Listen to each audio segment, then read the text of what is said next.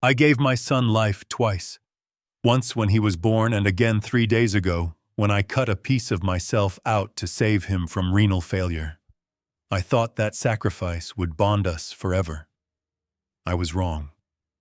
The moment the anesthesia wore off, he didn't hand me a thank you card. He handed me eviction papers. He thought he had taken my kidney and my dignity in the same week. He thought he could toss me into a roach-infested nursing home to rot while he spent my fortune. But he forgot one thing. I built Chicago skyscrapers with these bare hands, and I know how to demolish a crumbling foundation, even if that foundation is my own family. Before I tell you how I made them regret the day they were born, let me know in the comments where you are watching from. Hit like and subscribe if you believe loyalty still matters in this world. I am Wallace Sterling, 70 years old, and until 3 days ago I was the proud owner of Sterling Construction, one of the biggest contracting firms in Illinois. Now I am just a man lying in a VIP recovery room staring at a ceiling tile that has a water stain in the corner. That stain bothered me. It was a sign of poor workmanship, just like the situation I was about to wake up to. The pain hit me first. A dull, throbbing ache in my right flank that felt like someone had taken a sledgehammer to my ribs. I tried to shift my weight, but the tubes and wires tethered me to the bed like a prisoner. The rhythmic beeping of the heart monitor was the only sound in the room. Beep, beep, beep. It was the sound of survival. I turned my head slowly, fighting the stiffness in my neck, to look at the bed next to mine. There he was, Preston, my boy, my only son. He looked peaceful asleep. The color was already returning to his cheeks. For the last year, I had watched him wither away, his skin turning gray, his energy draining until he couldn't even walk up the stairs of the mansion I built for him. Seeing him pink and breathing steadily made the fire in my side worth it. I smiled a weak, tired smile. I remembered the day I started my company 40 years ago. I was mixing cement in a wheelbarrow, sweating through a cheap t-shirt, telling myself that I was doing it for the future, for him. Everything I built, every brick I laid, every deal I negotiated was to ensure Preston never had to struggle the way I did. I closed my eyes, waiting for him to wake up. I imagined the moment. He would open his eyes, see me, and maybe tear up. He would say, "Dad, you saved me." We would share a moment of silence, a mutual understanding that blood is thicker than water. A rustling of sheets broke my daydream. I opened my eyes. Preston was awake. He was staring at the ceiling, blinking rapidly. "Preston!" I rasped, my voice sounding like gravel. "How are you feeling, son?" He turned his head. His eyes were cold. There was no warmth, no gratitude, not even relief. He just looked at me with a strange, detached curiosity, like a scientist looking at a lab rat that had outlived its purpose. He didn't answer. Instead, he reached for the call button and pressed it 3 times. I frowned. "Are you in pain? Do you need the nurse?" He still didn't speak to me. The door clicked open, but it wasn't a nurse. It was Tiffany, my daughter-in-law. She walked in like she was on a runway, her heels clicking sharply against the linoleum floor. She was wearing a designer dress that cost more than the nurses made in a month, and her face was fully made up, not a hair out of place. She didn't look like a wife who had been worrying about her husband's major surgery. She looked like she was dressed for a business merger. She didn't look at Preston. She walked straight to my bedside. She didn't ask how I was. She didn't offer me water. She held a thick manila envelope in her manicured hands. "Good morning, Wallace," she said, her voice sugary but hollow. "Good to see you are awake. We need to get some administrative things out of the way while the doctors are on rounds." I tried to sit up, wincing as the stitches pulled tight. Administrative things. "Tiffany, I just woke up. Can't this wait?" Preston finally spoke. His voice was strong, stronger than it had been in years. "No, it can't wait. We have a timeline." Tiffany dropped the heavy envelope onto my chest. It landed right on the incision site. I gasped in pain, my hand instinctively going to cover the wound. She didn't apologize. "Sign these," she said, pulling a gold pen from her purse. "It is just the transfer paperwork for your recovery." I looked at her, then at Preston. Something was wrong. The air in the room felt heavy, suffocating. I picked up the papers with trembling hands. My vision was still a bit blurry from the medication, but I didn't build a multi-million-dollar empire by signing things blindly. I squinted at the header: transfer of care and asset, liquidation, authorization. I blinked, trying to clear the fog. I flipped the page. My eyes scanned the text, my contractor brain kicking into gear. I knew contracts. I knew how people tried to hide the ugly truth in the fine print. Paragraph 3. Patient to be transferred immediately to Sunny Meadows Extended Care Facility. Sunny Meadows. The name sounded pleasant, but I knew that place. We had bid on a renovation contract there 5 years ago, and I turned it down because the building was a health hazard. It was a state-funded warehouse for the indigent and the abandoned. It was where people went to die when nobody loved them. It smelled of urine and boiled cabbage. It was a hellhole. I flipped to the next page. Power of attorney activation. Sale of primary residence located at 1400 Lakeshore Drive. My hands stopped shaking. They went cold. They wanted to move me to a dump and sell my home. The home where I raised Preston. The home where my late wife and I planted the oak tree in the backyard. I looked up. The pain in my side was gone, replaced by a cold fury that started in my gut and spread to my fingertips. "What is this?" I asked, my voice low and dangerous. "It is for your own good, Dad," Preston said, avoiding my eyes and picking at his fingernails. "That house is too big for you.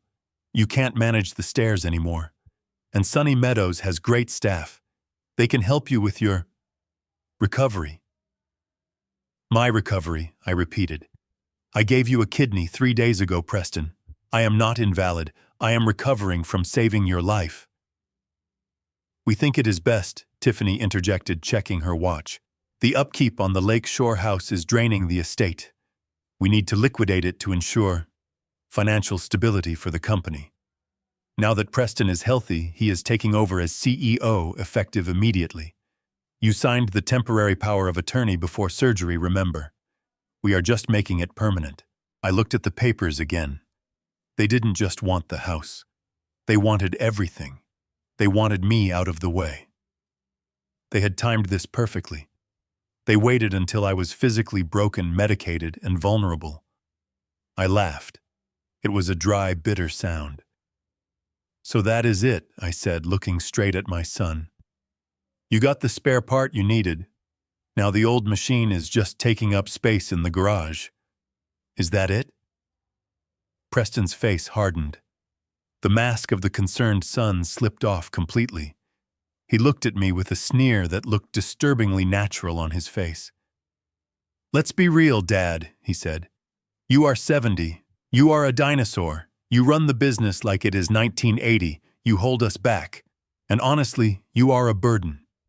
We can't have you wandering around the mansion needing help getting in the way of our social life. You did one good thing with this surgery.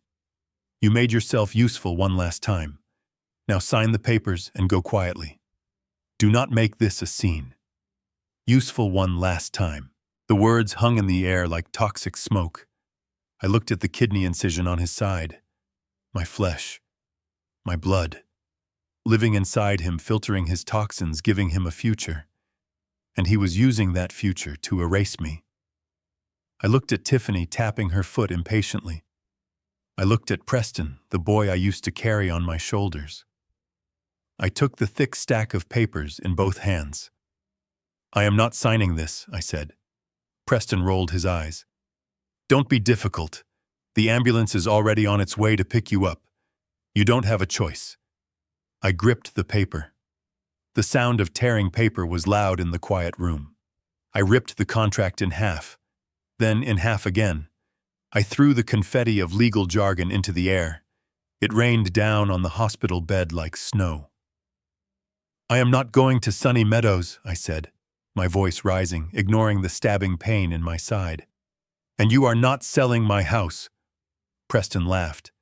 It was a cruel, confident laugh. "You think ripping paper changes anything, old man. You signed the power of attorney.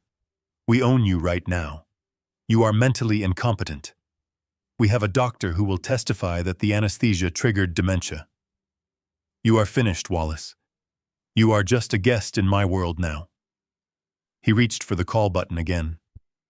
"Security," he said into the intercom. "We have a patient who is becoming aggressive. Please come to room 304 immediately." He looked at me, a smirk playing on his lips. "You should have just signed, Dad. Now we have to do this the hard way." I lay back against the pillows, my heart hammering against my ribs. I watched the door, waiting for the security guards. I was trapped. My body was broken. My legal rights were stolen. My son was a monster. But as I looked at the shredded paper on the floor, I remembered something. I remembered a conversation I had with my lawyer, Henderson, a week before the surgery. A safety clause. A failsafe I had buried in the company bylaws years ago, just in case I ever lost my mind. Preston thought I was finished. He thought he had won. But he forgot that before I was a father, I was a fighter. And he had just started a war he wasn't qualified to fight. The door burst open. 2 large security guards in dark uniforms stepped in. "Remove him," Preston commanded, pointing at me like I was a piece of trash.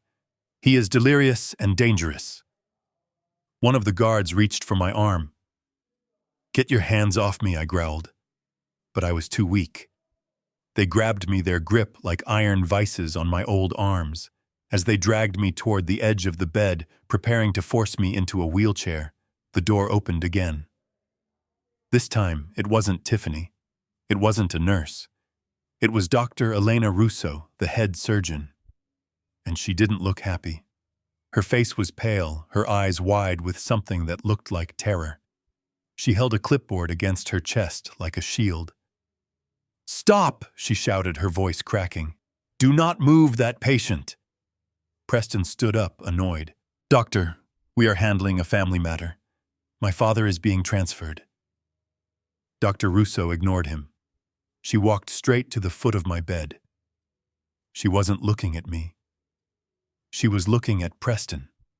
And the look on her face made the blood run cold in my veins. It wasn't anger. It was shock. "We cannot transfer him," she said, her voice trembling slightly. "We just got the full toxicology panel back from the lab. The pre-op blood work." So what Preston snapped. "He is old. He has issues." "It is not an issue, Mr. Sterling," the doctor said, finally looking me in the eye. "The police are on their way up. We found arsenic in your father's system. Massive amounts, enough to kill a horse." The room went deathly silent. "Someone has been poisoning him," she whispered. "And based on the levels, it has been happening for months." I froze. I looked at Preston. For the first time since he woke up, the arrogance was gone. His face had turned a ghostly shade of white. Tiffany dropped her purse. The game had just changed. The room seemed to shrink the moment those 2 security guards stepped inside. They were not the kind-faced men who give you directions to the cafeteria. They were wide, thick-necked, and their uniforms strained against muscles built for intimidation, not protection. Preston pointed a shaking finger at me, his voice pitching up into a performance of fear that made my stomach turn. "He is violent," Preston lied, stepping behind the wall of muscle. "He is threatening the staff, and he is hurting himself. You need to restrain him now before he tears his stitches." It was a masterpiece of manipulation. He was painting me as the villain in a room where I was the only victim. I tried to swing my legs over the side of the bed. I wanted to stand. I wanted to march over there and look my son in the eye, man to man. But the moment my feet touched the cold floor, a jagged bolt of lightning shot through my side. The incision. It felt like it was ripping open. My knees buckled. I didn't stand. I collapsed. I fell back against the mattress with a groan that I tried to suppress but couldn't. I was weak. For the first time in 70 years, I was truly physically helpless, and they knew it. One of the guards moved in. He didn't ask me to calm down. He grabbed my wrist. His hand was large, damp, and smelled of stale tobacco. I tried to yank my arm back, but my strength was gone, left on the operating table along with my kidney. "Get off me!" I wheezed, my breath coming in short, painful gasps. "I am Wallace Sterling. I own this town. You touch me again, and I will have your badge." The guard didn't even blink. He just tightened his grip, twisting my arm to press me flat against the sheets. Preston watched, his eyes wide, not with concern, but with anticipation. He was waiting for me to break. But it was Tiffany who delivered the real blow. She didn't use force. She used paper. She stepped into my line of sight, blocking the view of the ceiling. She held up a document, the edges crisp and sharp. She wasn't speaking to me. She was speaking to the guards, to the nurse hovering by the door, to the invisible audience she always performed for. "It is the dementia," she said, her voice dripping with fake sympathy. "We have been dealing with this for months. He gets confused. He gets paranoid. He thinks everyone is stealing from him. Look at the date on this evaluation. Dr. Whitman signed it himself. He has been declared mentally unfit to manage his own affairs since February." I narrowed my eyes, fighting through the pain to focus on the paper hovering above my face. I recognized the letterhead. Dr. Whitman. He was a psychiatrist I had seen exactly once at Tiffany's insistence because I was having trouble sleeping. We had talked for 20 minutes about stress. That was it. But there it was. A diagnosis. Senile dementia with paranoid delusions. And the date. February 14th. Valentine's Day. The realization hit me harder than the guard's grip. February. That was 6 months ago. That was right when I started feeling the fatigue. That was when I started having the headaches, the nausea, the strange metallic taste in my mouth. I had thought it was just old age catching up to me. I thought it was the stress of the market. But now, looking at that date, the pieces slammed together in my mind like a steel trap. They hadn't just waited for me to get sick. They had been planning this since the first day I said I felt tired. They had set the stage. They had planted the seeds of my insanity while I was still running the company. Every time I forgot my keys, every time I lost my temper in a meeting, they were there nodding, taking notes, building a case file against my own mind. It wasn't just a betrayal. It was a conspiracy. "That is a lie," I shouted, or tried to shout, but my voice was thin and reedy. "That doctor is a fraud. I paid for this surgery. I signed the checks. How can I be incompetent if I am the one paying the bills?" Tiffany just shook her head sadly, looking at the guard. "See what I mean?" she sighed. "He lives in the past. He thinks he is still in charge. Please just give him the sedative. We need to transport him to Sunny Meadows before he hurts himself." The nurse moved forward. In her hand was a syringe. The liquid inside was clear, innocent looking, but I knew what it was. It was silence. It was darkness. It was their way of shutting me up before I could tell anyone the truth. "No," I gritted out, thrashing my legs. The pain in my side was blinding now, a hot poker twisting in my gut. I felt something warm and wet seeping through the bandage. I was bleeding. I was tearing myself apart, trying to fight them. But the guard put his knee on my thigh, pinning me down with the weight of a concrete block. His other hand pressed against my chest, right over my heart, pushing me down into the mattress. I couldn't breathe. I couldn't move. I was trapped in my own body, trapped in my own hospital room, trapped by the people who were supposed to love me. The nurse swabbed my arm. The smell of alcohol was sharp and stinging. I looked at Preston. "Do something," I begged with my eyes. "I am your father." I saved you. Stop them. Preston looked away. He couldn't watch. He was a coward to the end. But Tiffany watched. She leaned in close, so close I could smell her expensive perfume, a scent that used to remind me of spring but now smelled like a funeral parlor. She watched as the needle pierced my skin. She watched as the plunger went down. There was no regret in her eyes. There was no hesitation. There was only victory. She smiled. It was a small, tight smile, the kind you give when you have just won a hand of poker and you are raking in the chips. The cold fluid hit my bloodstream. It moved fast. My heart hammered once, twice, and then began to slow. The edges of my vision started to blur, turning gray and fuzzy, like an old television set losing signal. The guard's grip seemed to loosen, not because he let go, but because I couldn't feel him anymore. The pain in my side faded into a dull, distant throb. My shouts turned into mumbles. The room began to spin, a carousel of white walls and betrayal. I tried to hold on to my anger. I tried to hold on to the image of the date on that paper. February. I had to remember February. But the darkness was heavy, like a velvet curtain dropping over a stage. As my eyes fluttered closed, the last thing I saw was that smile. Tiffany's smile. It hovered in the dark, bright and sharp. She mouthed something to Preston. I couldn't hear the words, but I could read the movement of her lips. It is done. And then there was nothing. No pain, no anger. Just the terrifying silent void of a man who has been erased from his own life. The cold steel of the needle had just grazed the skin of my arm when the door to my hospital room didn't just open, it exploded inward. The sound was like a gunshot cracking through the heavy silence of my surrender. Before the nurse could push the plunger down, a hand grabbed her wrist with the speed and violence of a striking cobra. It wasn't a guard. It was Dr. Elena Russo. She didn't look like the calm professional who had operated on me 3 days ago. Her hair was coming loose from her scrub cap, and her chest was heaving with rage.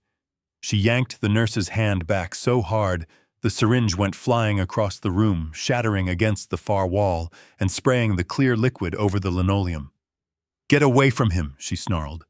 Her voice wasn't loud, but it carried a terrifying authority that made the security guards instinctively take a step back. "Who authorized a sedative for a patient in acute renal recovery? Are you trying to stop his heart?"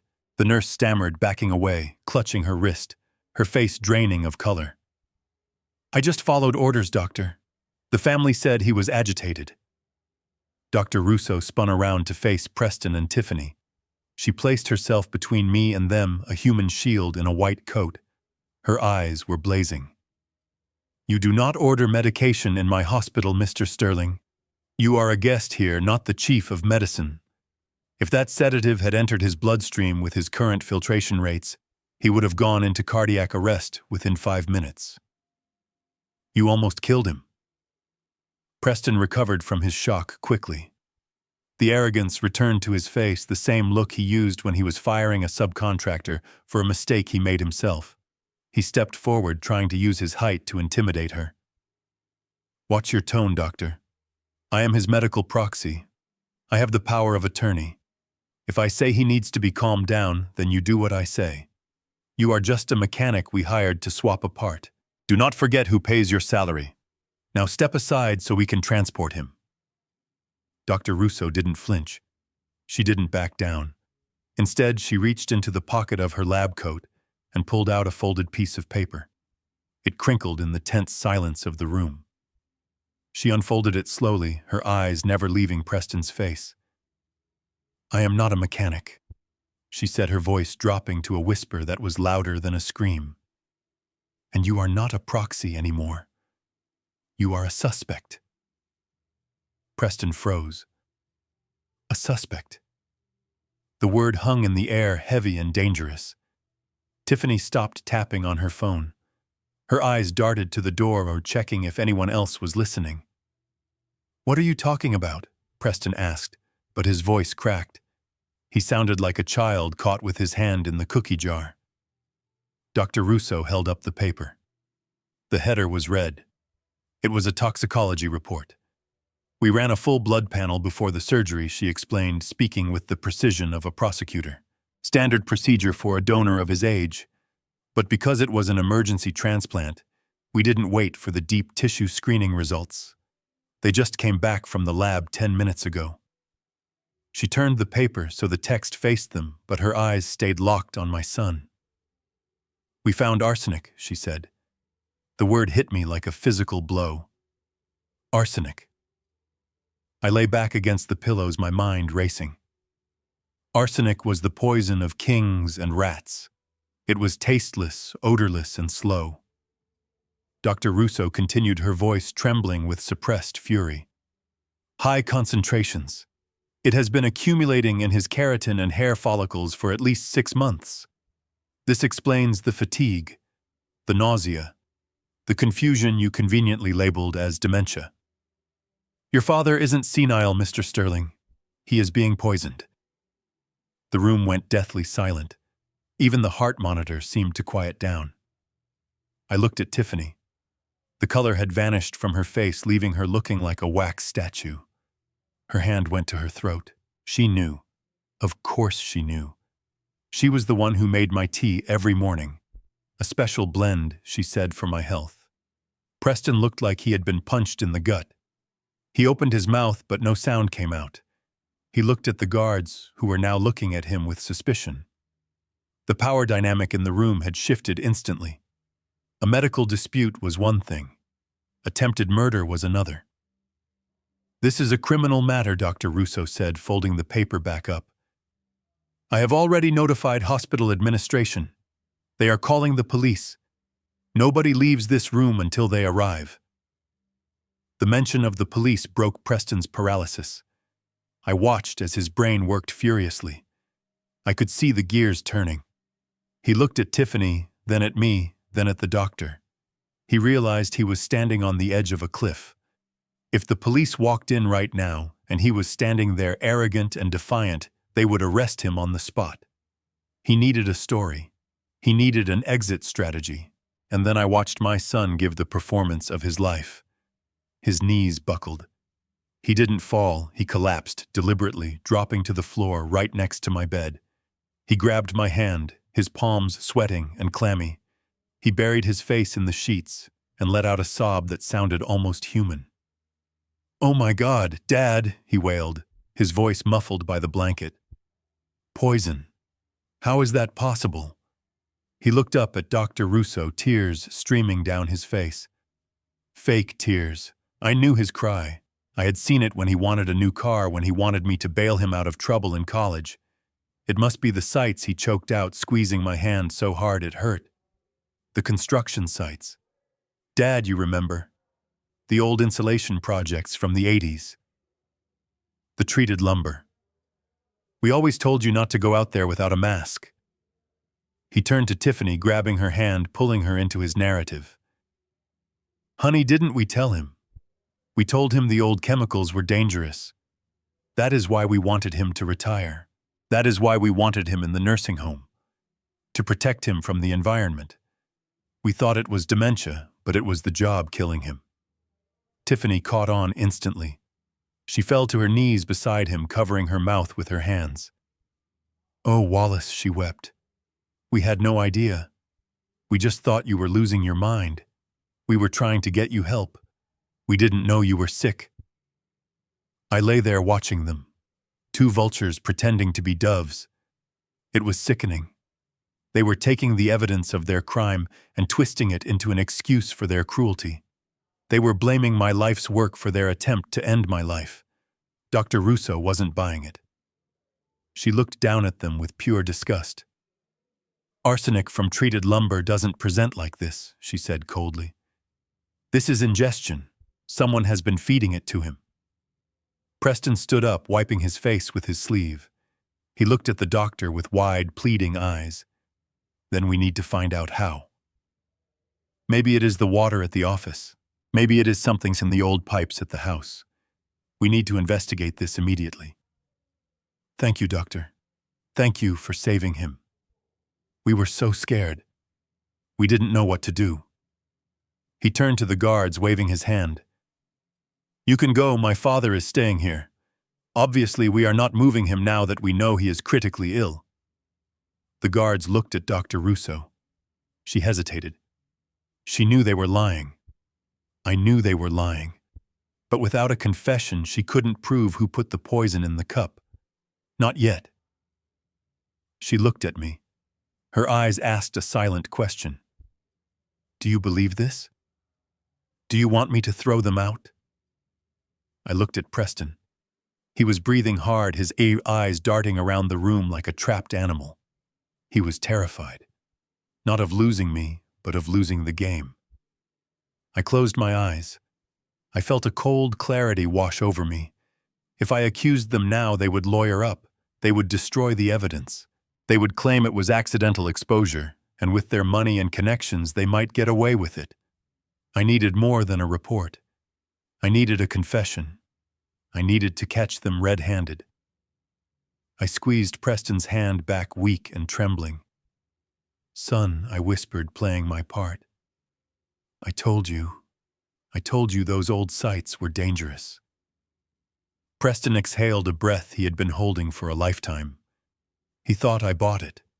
He thought the old man was confused again. "Yeah, Dad," he said, smoothing my hair back, a gesture that made my skin crawl. "It is okay. We are going to fix this." Dr. Russo stared at me. She saw the look in my eye. She saw the tiny, almost imperceptible shake of my head.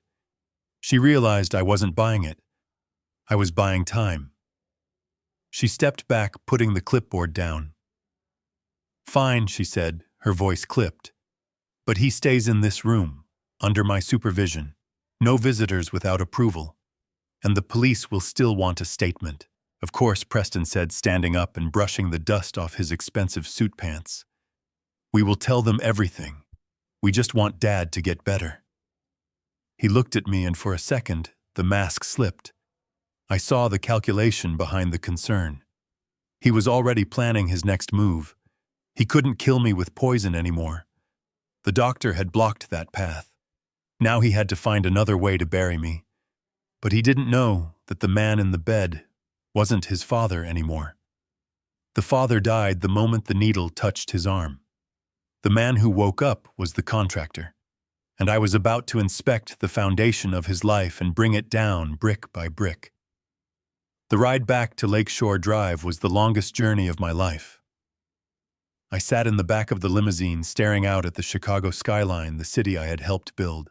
Every steel beam and concrete slab out there had a story, and usually I would bore anyone within earshot, telling them about the wind loads on the Willis Tower or the foundation challenges of the Riverwalk.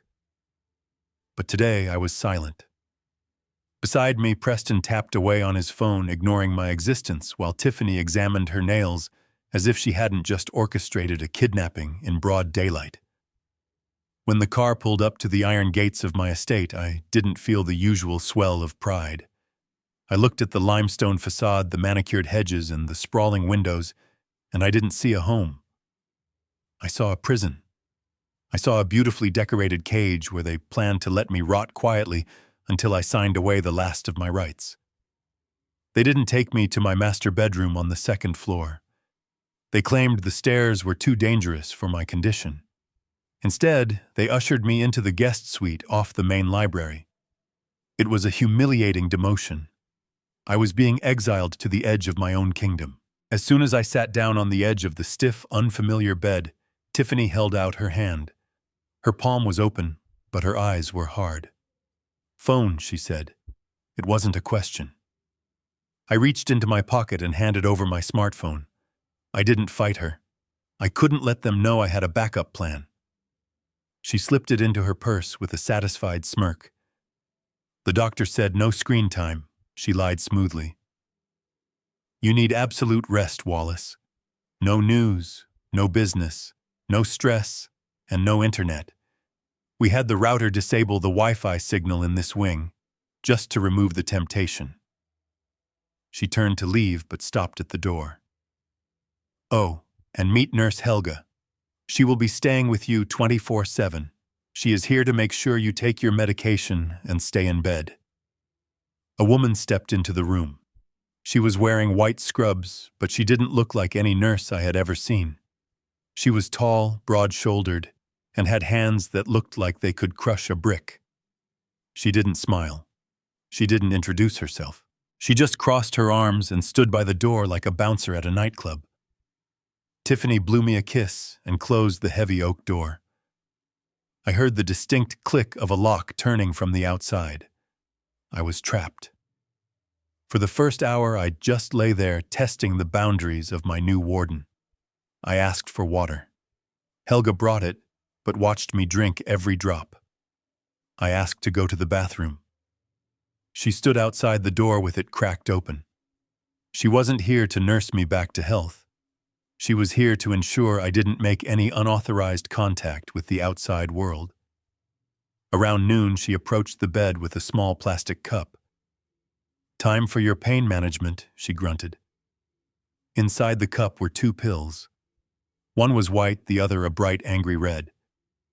I recognized the white one as a standard painkiller, but the red one was unfamiliar.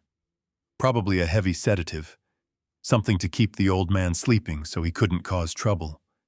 I took the cup. My hand trembled slightly, not from fear, but from the effort of the performance. I tossed the pills into my mouth and took a large gulp of water. I tilted my head back, swallowing audibly. Helga watched my throat, specifically looking for the movement of the Adam's apple. Satisfied, she turned away to write something on her clipboard. The moment her back was turned, I coughed violently, bringing my hand up to my mouth. I spat the pills into the handkerchief I always kept in my pajama pocket. It was a trick I learned from a foreman who used to dodge breathalyzer tests. Quick, dirty, but effective. I wiped my mouth and stuffed the handkerchief deep under my pillow. I need to sleep. I groaned, feigning drowsiness. The medicine kicks in fast. Helga glanced at me, checking her watch. "Good, sleep. I will be just outside." She marched out and pulled the door shut.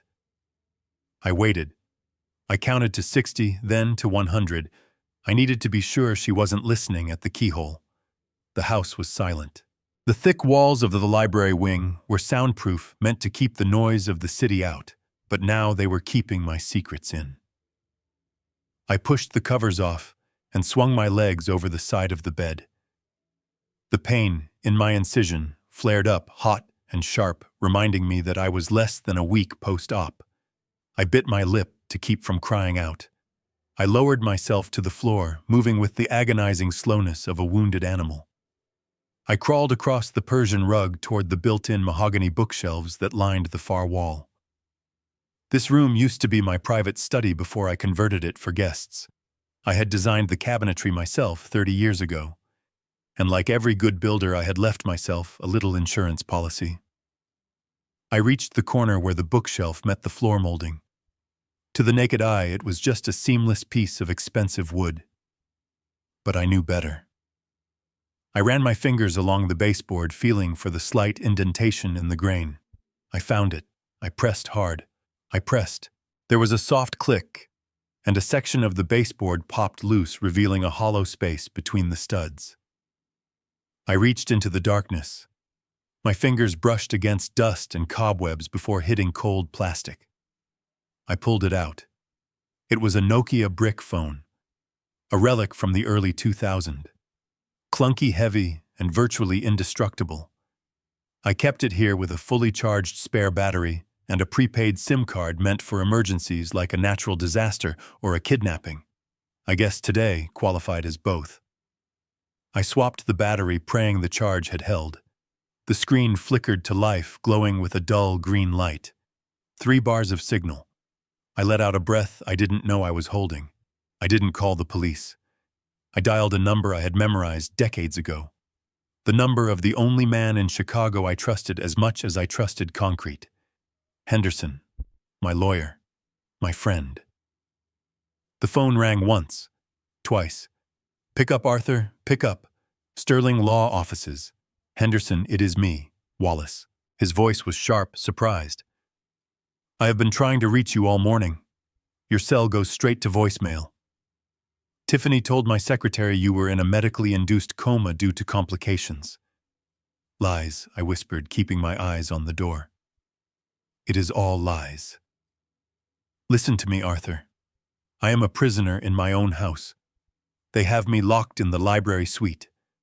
But that is not why I am calling. I need you to run the numbers. Now.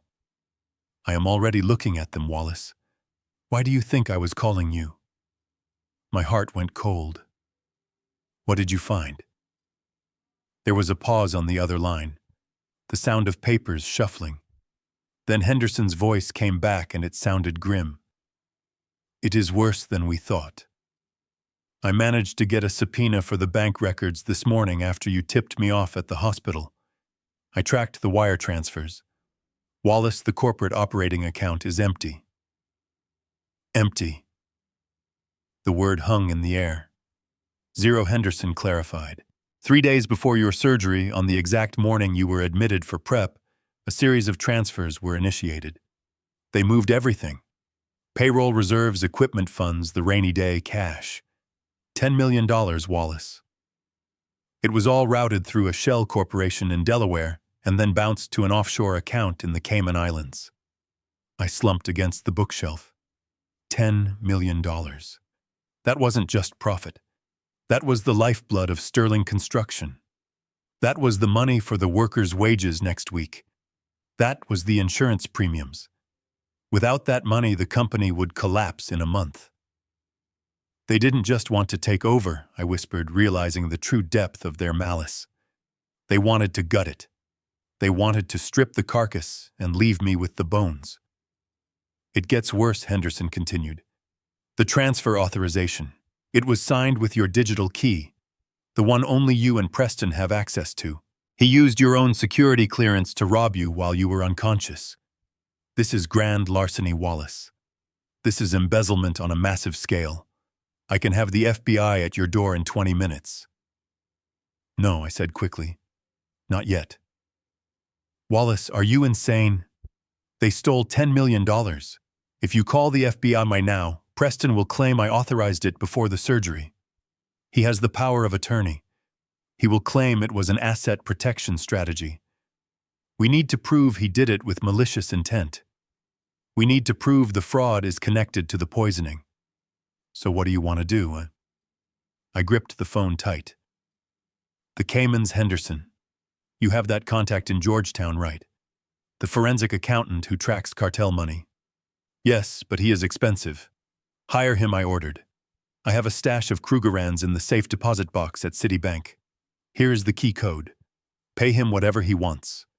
I want to know exactly whose name is on that Cayman account. If Tiffany is on it, that connects her to the money. If I can prove they stole the money and poisoned me to cover it up. They don't just go to jail for fraud. They go away for life. I heard footsteps approaching outside the door. Heavy thudding steps. Helga was coming back. I have to go, I whispered. Keep digging, Arthur. And do not call this number. I will call you. I hung up and shoved the phone back into the wall cavity, clicking the baseboard into place just as the lock turned. I scrambled back toward the bed, ignoring the tearing pain in my side. I threw myself under the covers and closed my eyes, slowing my breathing. Helga walked in. She looked at the bed, then at the water glass on the nightstand. She picked up the cup, checking to see if it was empty. Satisfied, she looked at me. Sleep well, old man, she muttered. I lay there listening to the beat of my own heart. They had taken my phone. They had taken my money. They had taken my freedom. But they had made one fatal mistake. They left me with my anger and $10 million worth of motivation to burn them to the ground. The house was silent, buried under the heavy blanket of the night. The only sound in the library suite was the rhythmic snoring of Nurse Helga, who had fallen asleep in the armchair by the door with her mouth open. She was a heavy sleeper for a prison guard. I lay in the dark, listening to the grandfather clock in the hallway chime 2 in the morning. My body was screaming for rest. The incision in my side felt like it was being pulled apart with every breath, and the phantom ache of the missing kidney was a constant reminder of my stupidity. But my mind was wide open, fueled by a cocktail of rage and adrenaline that no sedative could suppress. I couldn't sleep, not when the enemy was just down the hall plotting the final demolition of my life. I heard it first as a low murmur vibrating through the floorboards. Voices. Angry, hushed voices coming from the main study down the corridor. I knew the acoustics of this house better than anyone, because I had designed the ventilation system myself to carry airflow efficiently, but tonight it was carrying secrets. I pushed the heavy duvet off my legs. I sat up, gritting my teeth against the sharp stab of pain that shot up my ribcage. I swung my feet to the floor. The hardwood was cold against my bare soles. I stood up, swaying slightly until the room stopped spinning. I looked at Helga. She let out a snort and shifted, but didn't wake. I moved past her, stepping carefully on the parts of the floor I knew wouldn't creak. I was a ghost haunting my own home. I reached the door and turned the handle with agonizing slowness. It wasn't locked from the inside. They were arrogant. They thought I was too weak to walk, let alone spy. I slipped into the hallway. The shadows were long and deep.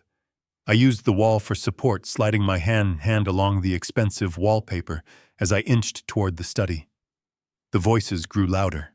It was Preston and Tiffany, and they weren't celebrating. They were panicking. "You said it would look like a heart attack," Preston hissed. His voice was high-pitched, trembling with hysteria. "You said the arsenic would mimic natural organ failure before the surgery date. He was supposed to die on the table, Tiffany, not wake up and start asking questions about bank accounts." "Keep your voice down, you idiot," Tiffany snapped back. Her voice was ice-cold, devoid of fear, only filled with calculation. The dosage was correct based on his weight. He is just resilient. The old man is like a cockroach.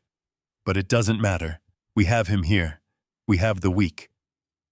"It does matter," Preston shouted, and I heard the sound of glass shattering against a wall. He threw something. Maybe a tumbler of scotch.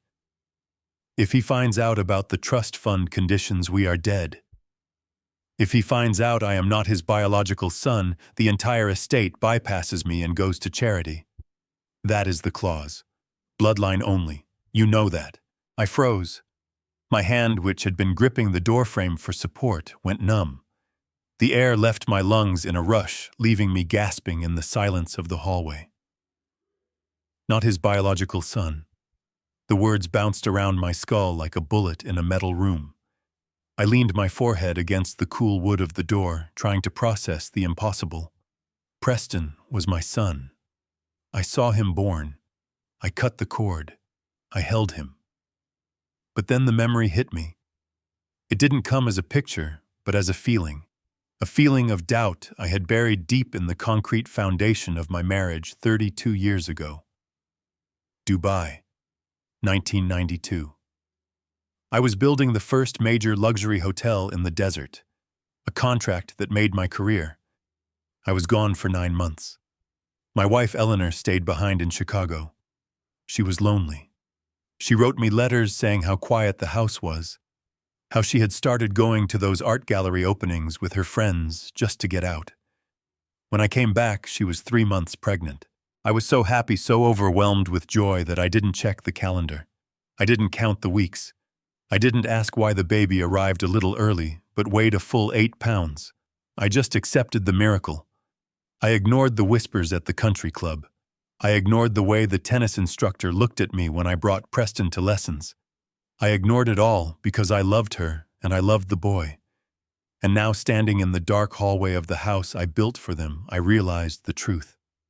I had spent my life building a legacy for a stranger. I had given my name, my money, and my actual flesh and blood to a man who shared none of it with me. Preston knew. He had always known. That was why he hated me. That was why he could look me in the eye and poison my tea. To him, I wasn't a father. I was just the bank. And he was just a con artist playing the long game. My heart felt like it was cracking open. The grief was so heavy I thought my knees would buckle. I staggered back, blinded by tears of rage. My shoulder hit the pedestal standing in the alcove. The Ming vase, a gift from a Chinese developer 10 years ago. It wobbled. I tried to catch it, but my reflexes were too slow. Crash! The sound was explosive in the quiet house. Blue and white porcelain shattered across the marble floor, echoing like a gunshot. The voices in the study stopped instantly. "Oh God," Preston whispered. I heard footsteps rushing toward the door. I had seconds, 2 seconds, maybe 3. I couldn't run. I couldn't hide. If they found me lucid spying on them, they might decide to finish the job right here and now. I did the only thing I could do. I let go. I let my body slump. I let my jaw go slack. I stared blankly at the wall, letting my eyes unfocus until the world was just a blur. The study door flew open. Light flooded the hallway, blinding me. Preston stood there, his face pale, his eyes wide with terror. Tiffany was right behind him, clutching a heavy brass paperweight like a weapon. Dad, Preston stammered, "What are you? How much did you hear?" I didn't look at him. I looked through him. I swayed on my feet, letting a line of drool escape the corner of my mouth. I shuffled forward, my feet crunching on the $1,000,000 shards of porcelain. "The concrete needs to dry." I mumbled, my voice thick and slurred, imitating the delirium of the anesthesia. "The rebar is wrong. Tell the foreman. Tell the foreman the mix is too wet." Preston lowered his hands. He looked at Tiffany. "He is sleepwalking. He is hallucinating about work." Tiffany didn't look convinced. She stepped closer, waving her hand in front of my face. "Wallace, can you hear me? Do you know where you are?" I kept shuffling, staring at the ceiling light. "Eleanor," I whispered, calling out to my dead wife. "Eleanor, is dinner ready? The baby is crying. I can hear the baby crying." That did it. The mention of his mother and the baby made Preston flinch. He couldn't handle the guilt, or maybe he just bought the act because he wanted to believe I was losing my mind. It was easier for him if I was crazy. "He is gone," Preston said, letting out a shaky breath. "The toxins are messing with his brain. Look at him. He doesn't even know what year it is." "Help me get him back to bed," Tiffany ordered, putting the paperweight down. "And wake up that useless nurse." They grabbed my arms. Preston's touch made my skin crawl. It felt like being touched by a snake. But I didn't pull away. I leaned on him, letting him carry my weight. I let the man who wasn't my son carry the father he tried to murder back to his prison cell. As they laid me back onto the bed and pulled the covers up, I kept my eyes fixed on the middle distance, mumbling nonsense about blueprints and steel beams. Nurse Helga woke up, wiping drool from her face, apologizing profusely. Tiffany berated her, but I tuned it out. I waited until they left. I waited until the lock clicked shut again. I lay in the dark, staring at the ceiling. The tears finally fell hot and silent, running into my ears. I cried for the baby I thought was mine. I cried for the wife I thought loved me. I cried for the 30 years of lies. But as the tears dried, a new feeling took over. It was colder than the ice in my veins. It was harder than the steel in my buildings. They thought I was a senile old man lost in the past. They were half right. I was living in the past now. I was replaying every moment, every lie, every dollar spent. And I wasn't just going to take back my money. I was going to rewrite the history of this family. Preston was right about one thing. The trust fund had a clause, bloodline only, and I was about to enforce it with the brutality of a demolition ball. The son I loved was dead. The man in the hallway was just a trespasser, and I knew exactly how to deal with trespassers. The morning sun sliced through the heavy velvet curtains of the library suite, like a laser beam illuminating dust motes dancing in the stagnant air. I had spent the last 4 hours staring at that beam of light, waiting. Nurse Helga was stationed in the corner reading a gossip magazine, her rhythmic chewing of gum the only sound in the room. I lay perfectly still, clutching a small crumpled tissue in my left hand, hidden beneath the duvet. Inside that tissue were 3 strands of dark hair I had plucked from Preston's suit jacket the night before when he carried me back to bed, thinking I was a senile old man. It was a pathetic piece of evidence, just a few dead cells, but it was the key to unlocking the truth that would destroy him. At 9 o'clock sharp, the heavy oak door creaked open. Tiffany walked in first, her heels clicking on the hardwood with that aggressive staccato rhythm I had grown to hate. She wasn't smiling today. She looked tired. Her makeup applied a little too heavily around the eyes, likely masking the stress of managing a multi-million-dollar theft. Behind her walked Dr. Elena Russo. My heart hammered against my ribs. I had gambled that Henderson would get my message to her, and that she would have the courage to walk back into the lion's den. She looked impeccable in her white coat, but her eyes were dark and serious, scanning the room like a soldier entering enemy territory. "Well, here she is," Tiffany announced, waving a hand dismissively. She insisted on checking the incision personally. "Apparently our private nurses aren't qualified enough for the great Dr. Russo." Dr. Russo ignored the barb. She marched straight to my bedside, setting her medical bag down with a heavy thud. "Infection rates in post-operative transplant patients spike on day 4, Mrs. Sterling," she said coolly. "And given the unconventional environment you have placed him in, I am not taking any chances with my patient's life. I need to examine the wound site." She looked at Helga, who was still chewing her gum. "I need privacy, please, and sanitary conditions. This room is full of dust." Tiffany crossed her arms. "Helga stays. Security protocol." Wallace gets confused. "We don't want him lashing out at you." Dr. Russo turned slowly to face Tiffany. "I am a surgeon. I deal with conscious sedation and trauma patients every day. I think I can handle an elderly man recovering from major surgery, unless you want to stay and assist me with the drainage fluids. It can get quite messy." Tiffany wrinkled her nose in disgust. She checked her watch, then looked at her phone, which had been vibrating silently in her hand for the last minute. "Fine. Helga, wait outside the door. And doctor, make it quick. We have a realtor coming at 10 to photograph the exterior." Tiffany turned to leave, but stopped in the doorway, answering her phone. "Yes, Mr. Gold. I am listening. No, the transfer should have cleared by now." "What do you mean it is flagged?" The door clicked shut, but not all the way. I could hear her voice drifting down the hall, rising in panic. She was distracted. The Cayman transfer was hitting a snag, likely thanks to Henderson's interference. This was my window. Dr. Russo turned to me immediately, dropping the professional mask. Her hands moved quickly, pulling back the duvet to check my side, but her eyes were searching mine. "Mr. Sterling," she whispered, "your lawyer called me. He said you are in danger. He said I shouldn't come, but I had to see for myself. Are they hurting you?" I shook my head slightly, wincing as she peeled back the bandage. The air hit the raw skin, making me hiss. "Not physically," I whispered back, keeping my voice low enough to be covered by the sound of her rustling medical supplies.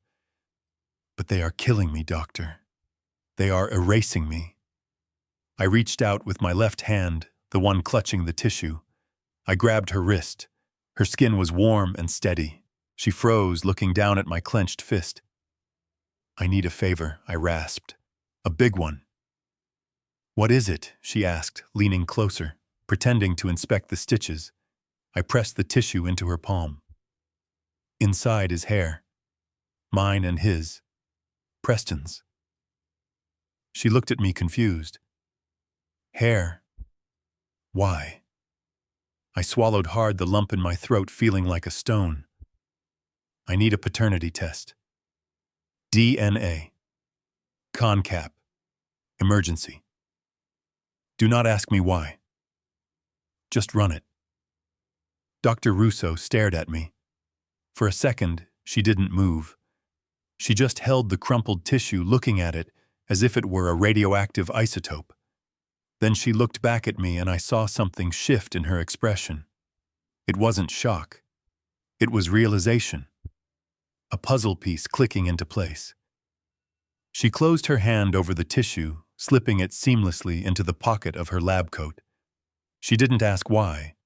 Instead, she leaned in so close her lips almost brushed my ear. "You know," she whispered, her voice barely audible. "When we did the HLA matching for the transplant, there was an anomaly." I froze. An anomaly. "Usually with a parent and child, we see a 50% haplotype match," she explained. Her hands continuing to work on the bandage, cleaning the wound with mechanical precision. "It is simple genetics. You give half, he takes half." But with Preston, the markers were strange. They were compatible enough to prevent immediate rejection, which is why we proceeded, but they were not typical.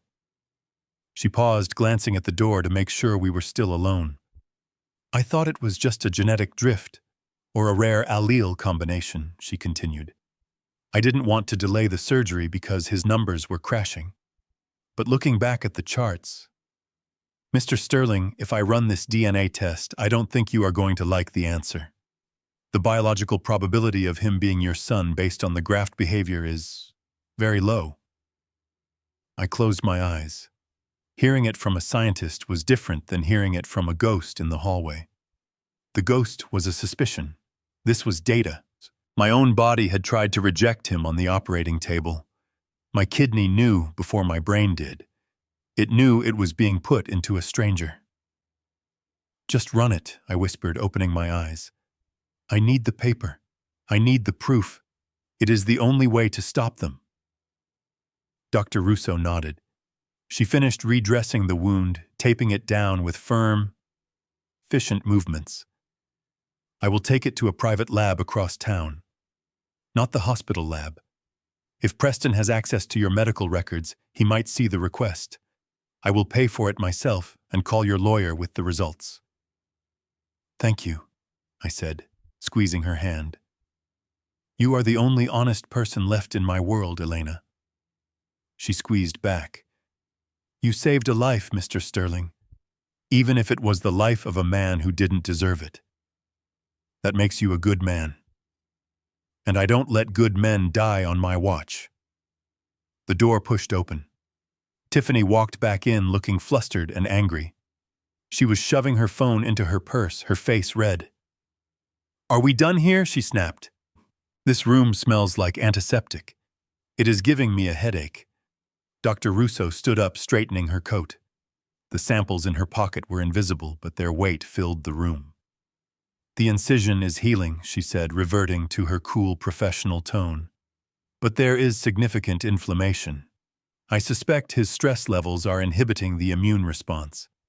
If you want him to recover quickly, Mrs. Sterling, you need to stop dragging realtors through the house and let him sleep." Tiffany rolled her eyes. "He sleeps all day. He is fine. Now, if you will excuse us, we have business to attend to. Helga, escort the doctor out." Nurse Helga lumbered back into the room, looking disappointed that the excitement was over. Dr. Russo packed her bag. She didn't look back at me. She didn't need to. We had an unspoken pact now. She walked out the door carrying the biological bomb that was going to blow the Sterling family legacy to smithereens. As the front door closed downstairs, Tiffany turned to me. Her fake smile was gone, replaced by a look of pure venom. "Your lawyer is causing trouble, Wallace," she hissed, walking to the foot of the bed. "He is blocking the wire transfers. He thinks he is clever." I feigned ignorance, blinking slowly like a confused old turtle. "Henderson. I haven't spoken to Henderson in months. He is probably just doing his job. Checking the books." Tiffany laughed, a harsh barking sound. "Well, you better hope he stops doing his job soon. Because if that money doesn't clear by Friday, if we can't pay the creditors, this house won't be sold. It will be foreclosed. And you will be on the street with nothing. Not even a nursing home bed." She leaned over the railing, her eyes manic. So be a good boy, Wallace. Get some rest. Because on Friday, you are going to call Henderson and tell him to back off. Or I swear to God, I will stop the pain medication and let you scream until your stitches pop." She spun around and marched out, slamming the door behind her. I lay in the silence, listening to the echo of her threat. She thought she was terrifying. She didn't know that pain was my old friend. I had broken bones building skyscrapers. I had fallen from scaffolding. I could handle pain. What I couldn't handle was being a fool. I touched the side of my chest where my heart beat a slow, steady rhythm. It was broken, yes, but it was still beating. And now, thanks to Dr. Russo, it was armed. Tick-tock, Preston, tick-tock. The results are coming. And when they do, you won't be facing a father. You'll be facing a landlord. And your lease has just expired. The 60-inch television mounted on the mahogany wall was supposed to be for watching movies, but Tiffany had forgotten one crucial detail about modern technology. It was smart. And unlike her, it was connected to the guest network she hadn't bothered to password protect, because she thought I was too old to understand Wi-Fi. I sat on the edge of the bed, clutching the remote control like a lifeline. Navigating the built-in web browser with the arrow keys was a clumsy, agonizing process. Key by key, letter by letter, I typed in the address of the secure encrypted portal, Henderson, and I used for high-level contract negotiations. It took me 10 minutes just to log in, but when the screen finally refreshed, the loading circle spinning in the center was the most beautiful thing I had ever seen. There was one new message from Henderson. The subject line was blank. I clicked it. The text filled the screen, glowing white in the dim room. Henderson had been busy. He hadn't just looked at the Cayman transfers, he had gone back to the original trust deed, the ironclad document I had drafted 30 years ago when Sterling Construction first hit the big time. I had forgotten about the fine print. I had been so focused on building the empire that I forgot the fail-safes I had installed to protect it. But Henderson remembered. He had highlighted a single section. Clause 42. I leaned forward, squinting at the pixels. The legal language was dry, but to me, it read like poetry. The beneficiary of the Sterling Family Trust must be a direct lineal descendant of Wallace Sterling by blood.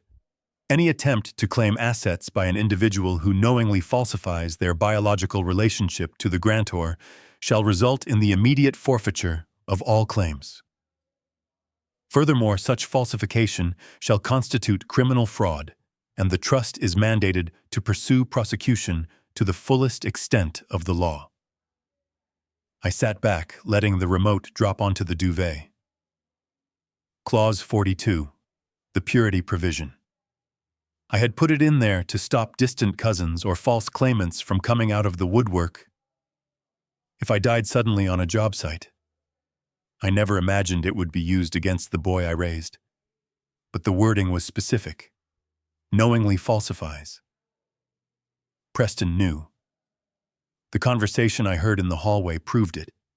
He knew he wasn't my blood. And yet, he had signed every document, every legal claim, and every medical proxy as my son. He had built his entire life on a lie. And now he was trying to steal $10 million based on that same lie. This was the smoking gun.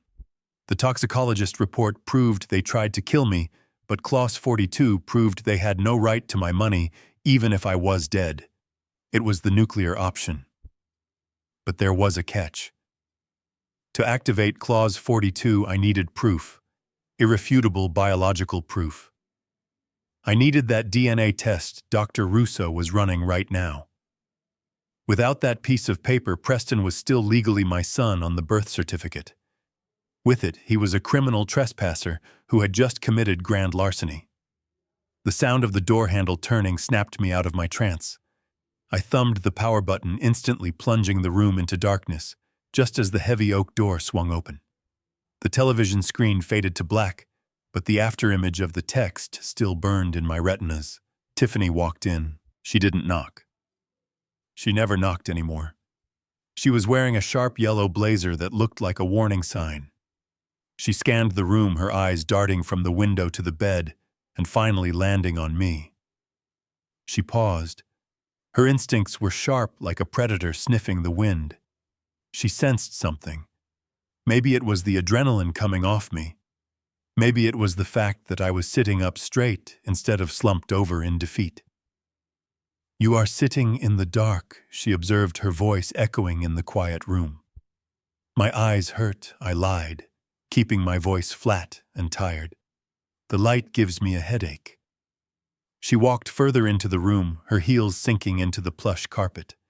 She stopped at the foot of the bed and looked at the blank television screen. For a second, I stopped breathing. If she touched the screen, it would be warm. If she turned it back on, the browser would still be open to the email. She stared at the black reflection for a moment, then turned her gaze back to me. She crossed her arms. "You seem calm, Wallace. Too calm. Yesterday you were begging the police to let you come home. Today you are just sitting here." I shrugged. "I am tired of fighting Tiffany." "You won." "I am trapped. I have no phone. I have no lawyer. What do you want me to do, scream at the walls?" She narrowed her eyes, studying my face. She was looking for the spark of rebellion she had seen at the hospital. She was looking for the man who ripped up the papers. But I gave her nothing.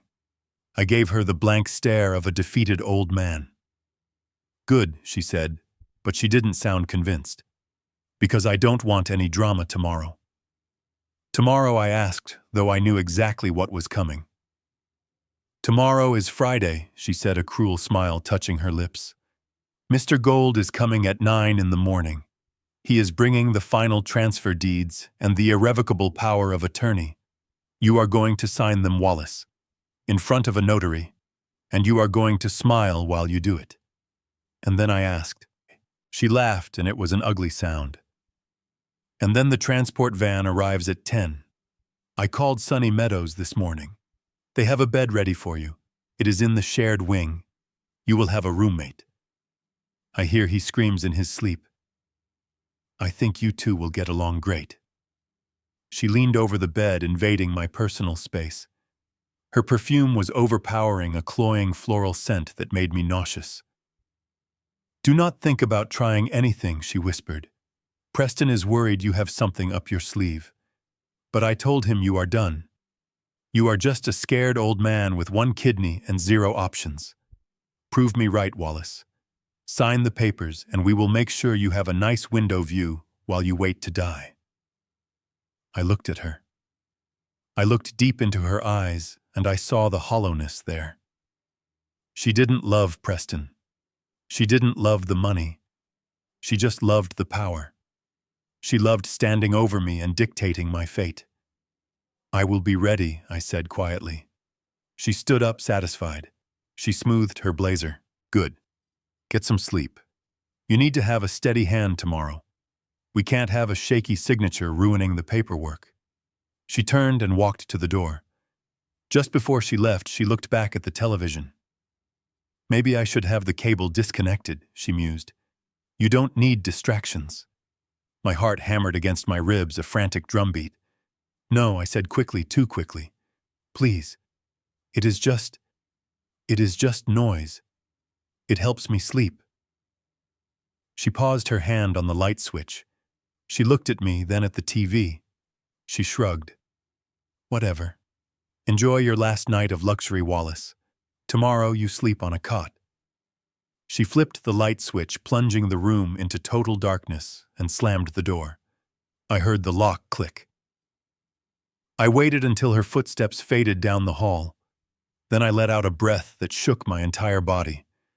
I was trembling not from fear, but from the sheer effort of holding back the truth. She thought tomorrow was my execution. She didn't know it was her trial. I turned the TV back on. The email was still there, glowing in the dark. Clause 42. I looked at the clock. It was 4 in the afternoon. 17 hours until Mr. Gold arrived.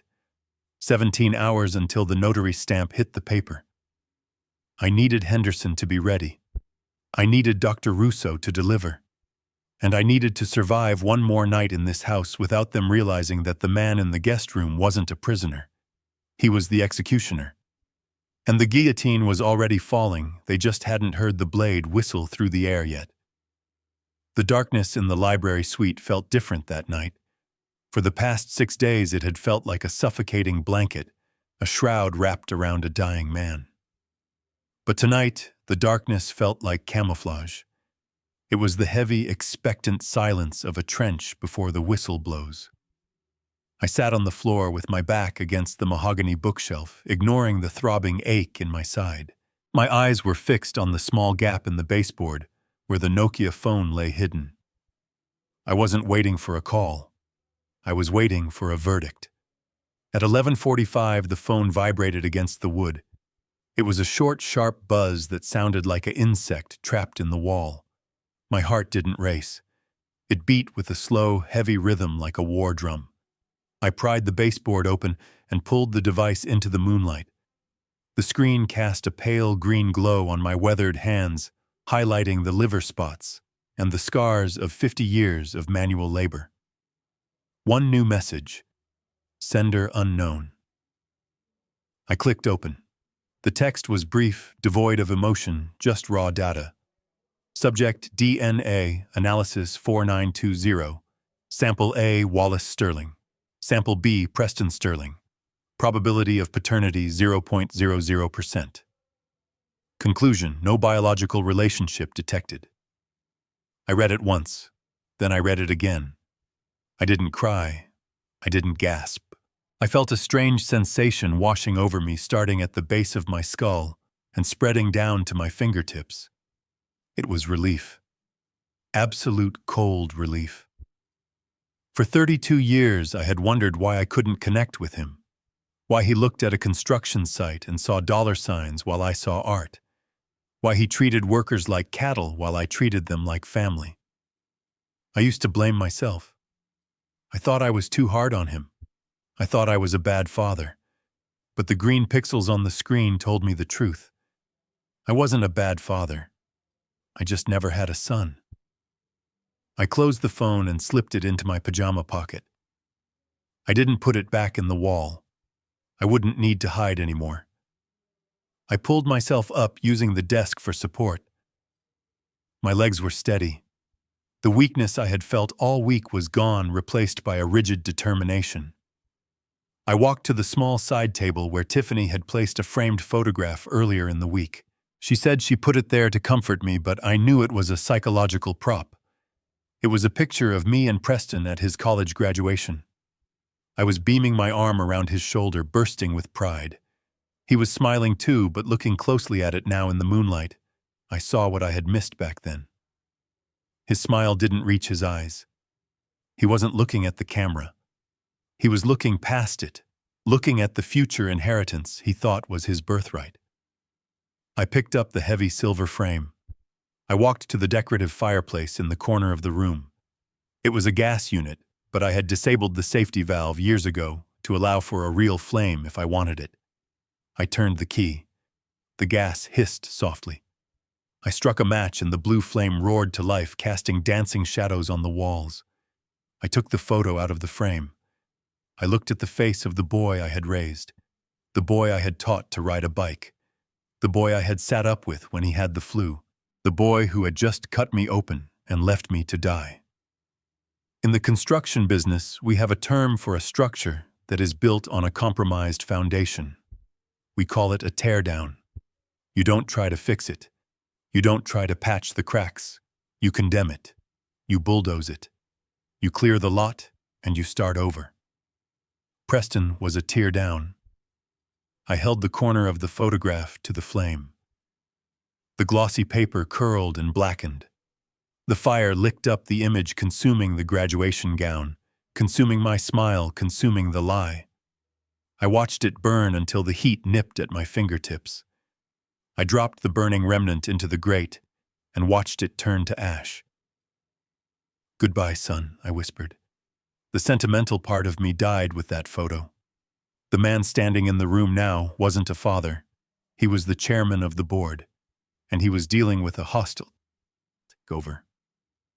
I took the Nokia phone out of my pocket. I needed to set the stage. If I was going down, I wasn't going to do it quietly in a back room with a notary. I wanted an audience.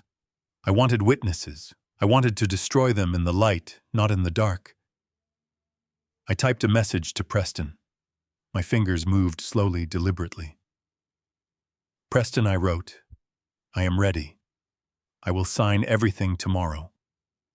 But I have one condition. I want to leave with my head held high. I want the board of directors here. I want our major partners. I want a ceremony.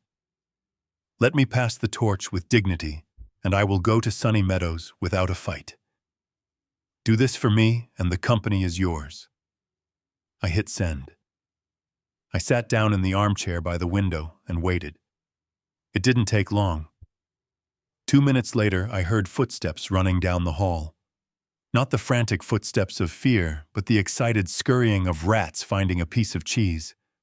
The door to the study down the hall opened and closed. I could hear muffled laughter. I could hear the clink of glasses. They were celebrating. They thought the old man had finally broken. They thought my ego was my weakness. They thought I wanted a parade to massage my pride before I was shipped off to the junkyard. They didn't understand that I didn't want a parade. I wanted a courtroom, and I was inviting the jury to the crime scene. My phone buzzed again. It was Preston. Done, Dad. I will call everyone. 10 a.m. It will be beautiful. You are making the right choice. I stared at the screen. Beautiful. Yes, it was going to be beautiful, but not in the way he thought. I stood up and walked to the window. I looked out at the driveway where the streetlights illuminated the iron gates. Tomorrow morning, those gates would open to let in the sharks. Mr. Gold, the lawyer, the board members, the real estate agents. They were coming to pick over the bones of Wallace Sterling, but they were in for a surprise. The bones were still moving. The heart was still beating, and the mind was sharper than a diamond cutter. I turned off the gas fireplace. The room plunged back into darkness, but I wasn't afraid of the dark anymore. I was the monster in the dark. I climbed back into bed and pulled the covers up to my chin. I needed to sleep. I needed to be rested. Tomorrow was going to be a long day. It was going to be the day I lost a son, but it was also going to be the day I got my life back. As I closed my eyes, I pictured the look on Tiffany's face when the projector screen came down. I pictured Preston's expression when he realized his DNA didn't match the man he called father. It was a comforting image, better than counting sheep. I slept deeply for the first time in months. I slept the sleep of the just, the sleep of a man who has checked the blueprints rebar by rebar and knows that the building is going to hold while the world around it collapses. Tomorrow, the demolition begins, and I am the one holding the detonator. The great hall of the Sterling estate had been transformed into a theater of lies. The heavy velvet curtains were drawn back to reveal the manicured gardens, but all eyes were focused inward on the stage that Tiffany had meticulously set. Crystal chandeliers cast a warm golden light over the room, illuminating the faces of the 50 people who had come to witness my execution. They were the board of directors, the senior partners, the investors, and the so-called friends of the family. They held flutes of vintage champagne sipping the expensive liquid that had been bought with the money stolen from my accounts. I sat in my wheelchair, a prop in my own home, feeling the cold leather against my back. My hands rested on my lap, trembling slightly, not from Parkinson's, as they whispered, but from the sheer effort of restraining the rage that threatened to erupt from my chest. Preston stood behind me, gripping the handles of the wheelchair. His hands were firm, possessive. He was dressed in a navy bespoke suit that cost more than my first house. He looked every inch the CEO he was desperate to become. He leaned down, his cologne washing over me, a scent of citrus and ambition. "Ready for your big moment, Dad," he whispered. "Just smile and wave. We will get this over with, and then you can rest." I didn't answer. I just stared straight ahead at the podium, where a microphone waited like a loaded gun. Tiffany was already there, tapping the mic, testing the sound. She wore a dress of shimmering silver, looking like a knife blade wrapped in silk. She caught my eye and winked. It was a gesture of total dominance. She believed she had won. She believed the man in the chair was broken, defeated, and minutes away from being shipped off to a warehouse for the dying. "Ladies and gentlemen," Tiffany announced, her voice ringing clear and charming through the speakers. "If I could have your attention, please." The room went silent. The murmur of conversation died down. The clinking of glasses stopped. 50 pairs of eyes turned toward us. I saw pity in some of them. I saw indifference in others. I saw greed in the eyes of the board members who were calculating how much the stock would jump once the old dinosaur was officially retired. "We are gathered here today to honor a legend," she continued, gesturing toward me. "A man who built this city, a man who built this company, and a man who has made the ultimate sacrifice for his family. Please welcome my husband and the future of Sterling Construction, Preston Sterling." Applause broke out. Polite, measured applause. Preston stepped out from behind my chair, leaving me exposed. He walked to the podium, his stride confident. He shook hands with the lawyer, Mr. Gold, who was standing to the side holding the leather binder that contained the transfer deeds. Preston adjusted the microphone. He looked out at the crowd, and then he looked down at me. His face softened into a mask of filial devotion that was so perfect it was sickening. "Thank you, everyone, for coming," Preston began, his voice thick with manufactured emotion. "Today is a bittersweet day. We are here to celebrate the legacy of my father, Wallace Sterling." He paused, letting the name hang in the air. "My father is a man of steel," he continued. "He taught me everything I know. He taught me how to lay a foundation. He taught me how to frame a wall. But more importantly, he taught me about sacrifice. Just last week, this man lying here gave me a part of himself. He gave me a kidney to save my life." A collective gasp went through the room. Handkerchiefs were dabbed at eyes. It was a masterstroke. He was using my mutilation to cement his legitimacy. "But time is a cruel architect," Preston said, bowing his head. "And while my father's spirit is strong, his body needs rest. He has decided to step down to pass the torch to the next generation so that he can focus on his health. It is a heavy burden to carry his legacy, but it is one I accept with humility and honor."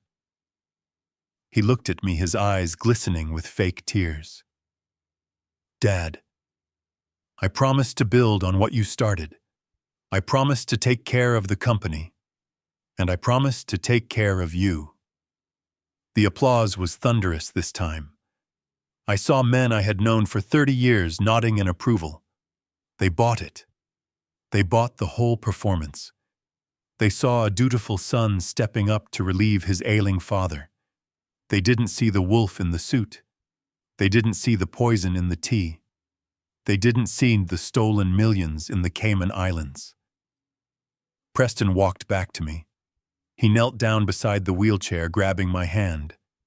The camera flashes popped, blinding me for a second. "I love you, Dad," he whispered loud enough for the front row to hear. Then Tiffany stepped forward. She was holding a wireless microphone. She signaled to Mr. Gold. The lawyer stepped forward, placing the open binder on a small table that had been positioned in front of my wheelchair. The papers were crisp white and waiting. The bold letters at the top read, "Irrevocable Transfer of Assets." But before we signed the official documents, Tiffany said, her smile tight and predatory, "I think Wallace would like to say a few words. A farewell to the troops, if you will." She shoved the microphone into my hand. Her fingernails dug into my palm. It was a warning. "Keep it short, old man. Say goodbye and sign." I gripped the microphone. It felt heavy, cold, and solid. It felt like a hammer. I looked down at the papers. I looked at the signature line that was waiting for my name. Then I looked up. I scanned the room. I saw Henderson standing in the back near the kitchen doors. He gave me a barely perceptible nod. He was ready. I saw Dr. Russo standing next to him to cautioning her medical bag, her face pale but determined. She was ready. I cleared my throat.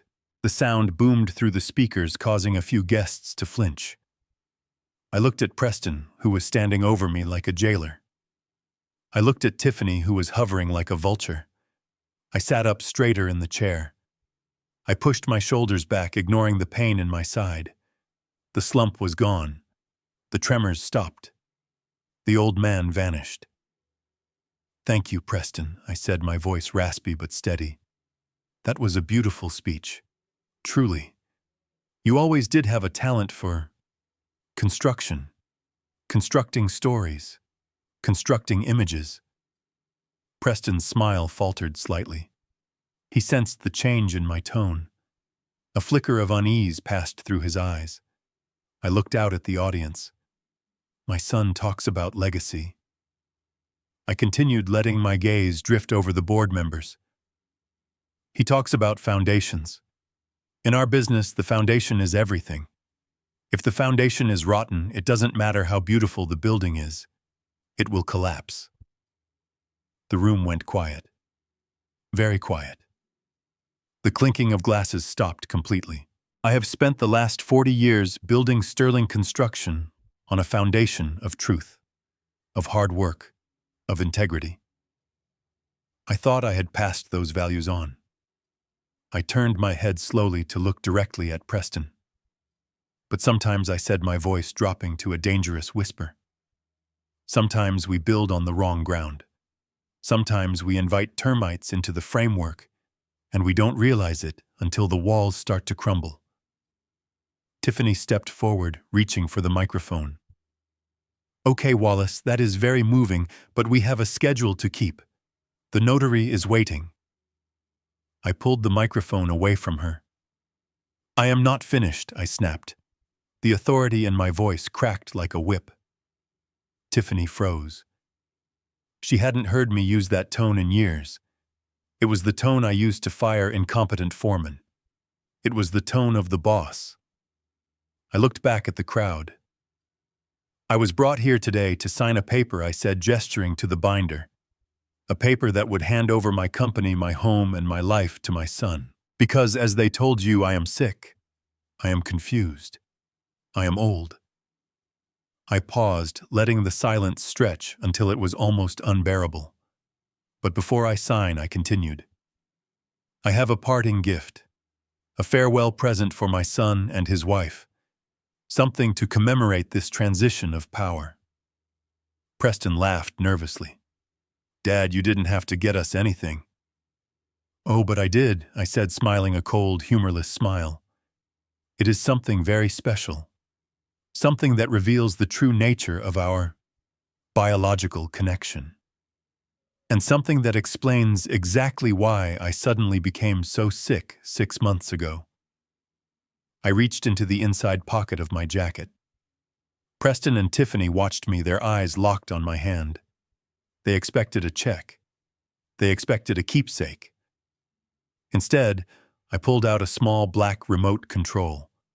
I pointed it at the large projection screen that had been set up behind the podium, originally meant to show a montage of my career highlights.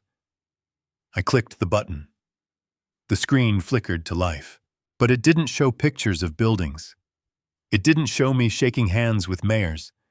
It showed a document, a medical report, red headers, bold text. And right in the center, magnified for everyone to see, were 2 words that sucked the air out of the room. "Arsenic detected." I heard a glass drop and shatter somewhere in the back. I looked at Preston. His face had gone the color of ash. "This is my gift," I said, my voice booming through the hall. "The truth. And I am just getting started." The image that materialized on the giant projection screen was not a montage of my greatest architectural achievements. It was not a photo of me shaking hands with the mayor or cutting the ribbon on the Millennium Tower. It was a graph. A stark clinical line graph set against a grid of white pixels. The line started low in the bottom left corner, dated 6 months ago, and climbed steadily upward like the slope of a mountain. But instead of reaching a peak and descending, it spiked violently at the far right edge, turning a deep blood red. The header at the top of the slide was bold and impossible to miss. Cumulative arsenic toxicity report. Patient Wallace Sterling. The silence that descended on the room was heavier than concrete. It was a physical weight pressing down on every chest. The 50 guests who had been raising their glasses a moment ago were now frozen statues, their smiles dying on their lips as they tried to comprehend what they were seeing. I let the silence stretch. I let them read the numbers. I let them see the lethal concentrations measured in nanograms per milliliter. I watched the realization ripple through the crowd like a shockwave. I saw Mr. Gold, the lawyer, squint at the screen, his mouth falling open slightly. I saw the chairman of the board lower his champagne flute, his brow furrowed in confusion. They were looking at a murder weapon. It just didn't look like a gun or a knife. It looked like data. I turned my wheelchair slowly so I could face my family. Preston was staring at the screen, his face a mask of absolute horror. He looked like a man who had just watched a ghost walk through the wall. But Tiffany was the one I wanted. She wasn't looking at the screen. She was looking at me. Her eyes were wide, her pupils dilated to pinpricks. The color had drained from her face, leaving her makeup standing out like war paint on a corpse. She knew. In that split second, she knew the game was over, but she was already calculating her next move, trying to find an exit strategy in a room with no doors. I raised the microphone to my lips. My hand was steady now. The tremors that had plagued me for months, the weakness that had made me sign over my life, it was all gone. Replaced by the cold, hard clarity of justice. You are all wondering what this is, I said, my voice calm and conversational, echoing strangely in the quiet hall. You are wondering why I am showing you a medical chart instead of a retirement video. Well, let me explain. I pointed to the start of the red line on the screen. 6 months ago, I began to feel tired. Not just old man tired, bone tired. I started forgetting things. I started shaking. My hands, the hands that built half this city, couldn't hold a coffee cup without spilling it. My doctors told me it was age. My son told me it was dementia. My daughter-in-law told me it was time to let go. I paused, letting my gaze sweep over the crowd, making eye contact with the people who had written me off. But it wasn't age, I continued, my voice hardening. And it certainly wasn't dementia. Every morning for the past 6 months, my loving daughter-in-law Tiffany has prepared me a special cup of tea. An herbal blend, she said. Something to help with my memory. Something to boost my immune system. She insisted on making it herself. She wouldn't let the housekeeper touch it. She brought it to my study with a smile, and she sat with me while I drank every drop. I turned to look at Tiffany. She was trembling now, a fine vibration that rattled the sequins on her silver dress. Tell them, Tiffany, I said softly. Tell them what was in the tea. Was it chamomile? Was it peppermint? Or was it the odorless, tasteless powder you ordered from an industrial supply company under a fake name? Tiffany didn't speak. She couldn't. Her mouth opened and closed like a fish on a dock. The room erupted into murmurs. People were whispering, pointing, looking from me to Tiffany with expressions of disbelief and disgust. I pressed a button on the remote. The slide changed. A new image appeared. This one was a timeline. It showed dates. February 14th, March 3rd, April 10th. Beside each date was a documented symptom. Nausea, vertigo, arrhythmia. And beside each symptom was a transfer of funds from my personal account to the household expense account controlled by Tiffany. You see, I said, pointing at the screen. The poison wasn't just to kill me, It was to incapacitate me, to make me weak enough to sign papers, to make me confused enough to agree to a power of attorney. It was a slow, systematic demolition of my mind and body designed to time perfectly with my kidney failure. "That is a lie," Tiffany screamed. The sound tore through the room, shattering the atmosphere. She stepped forward, her face twisted into a snarl. She pointed a shaking finger at me. "He is lying. Look at him. He is delusional. The arsenic is from his job. He told the police that himself. He worked with treated lumber for 30 years. He is trying to frame me because he is senile and paranoid. He hates that I am taking care of his son. He is jealous. He is sick." She turned to the crowd, pleading, her voice rising in hysteria. "Do not listen to him. This is dementia. This is what happens. They make up stories. They get aggressive. We have a doctor's report. We have Dr. Whitman's evaluation saying he is mentally incompetent." She was good. I had to give her that. She was fighting for her life, and she was using the very weapon she had forged against me, my own sanity. I saw doubt creeping back into the faces of the guests. They looked at the old man in the wheelchair and the young, vibrant woman in the silver dress. It was easier to believe the old man was crazy than to believe the woman was a monster. I smiled. I expected this. "You are right, Tiffany," I said, lowering the microphone slightly. "My word against yours. A senile old man against a devoted daughter-in-law. Who would believe me?" I looked toward the back of the room near the kitchen entrance where the shadows were deepest. "But I am not the only one who knows," I said. I nodded once. From the shadows, a figure stepped forward. It was Dr. Elena Russo. She was still wearing her white lab coat, which stood out starkly against the evening wear of the guests.